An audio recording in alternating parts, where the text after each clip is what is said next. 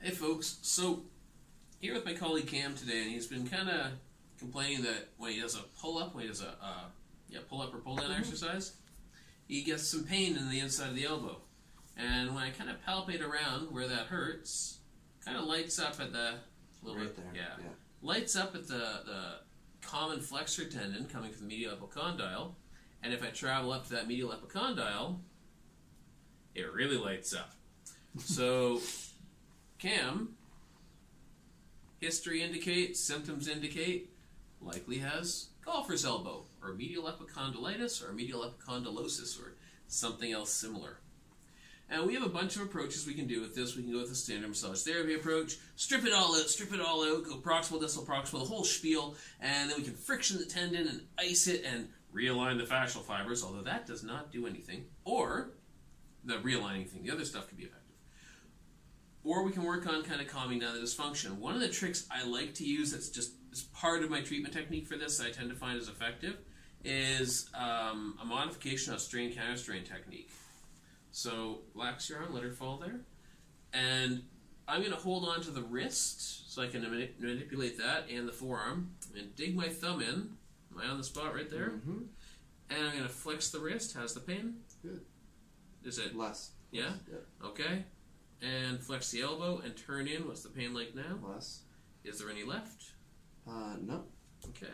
And I would hold this position for about 2 minutes, which is very boring, which I'm not going to do on camera.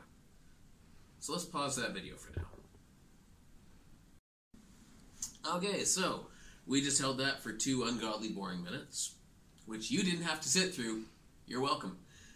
And so what I'm going to do is I'm going to put Cam's position, Cam's elbow and wrist back into the original position. What's the pain like now? Actually, it's even better. Probably 70%, 75% reduced. Okay. So that's just a positional release, a type of strain counter-strain. And what I can do now to more directly challenge is I can work with the pronated teres and that, effect on pronation and try to open up through that radial head. So I'm going to take the proximal radius, I'm going to hook my fingers on that, distal radius, stabilize it with my fingers here and my thumb. I'm going to turn Cam's arm out as I pull on that radial head. And my goal here is just to kind of translate that joint, to kind of open up that cubital fossa, if you will. And I'll do this, 10, 20 times maybe. I don't really count, I just kind of go until I start to feel it more relaxed, like it's starting to open up a bit more. So I can push in there with my thumb a little bit more aggressively and really open.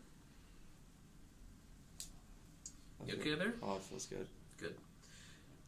And for a lot of people this will be uncomfortable, but I've worked on Cam a bunch of times in the past, so for him he's pretty used to this.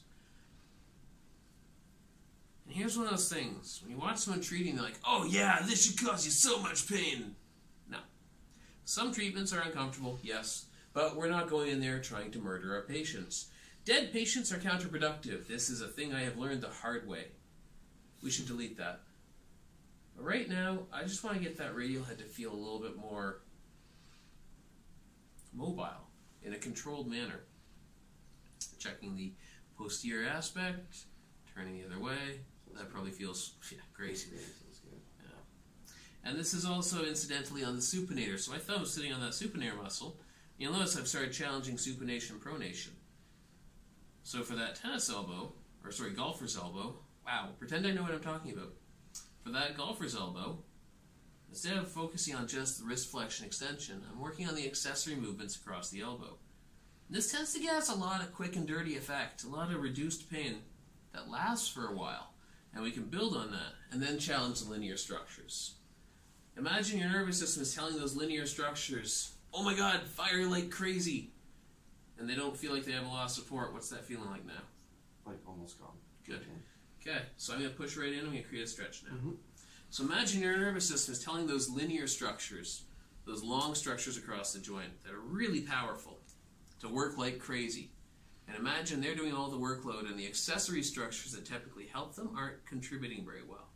If we try to mobilize and draw some attention to those accessory structures, stimulate them a little bit, relax them a little bit, just draw attention to them, we can then go back to the linear structures and see if there's a change in pain. And in this case, there is. From there, that gives me an idea that my rehab for Cam's golfer's elbow, the approach I want to recommend to him, should include pronation supination drills. It should include rotational control up the shoulder. I think there's going to be a part and parcel there, especially given the pull-up pain. And so it lets me know, okay, the standard golfer's elbow approach might not be sufficient for this. It'll be part, but not everything. Thanks very much.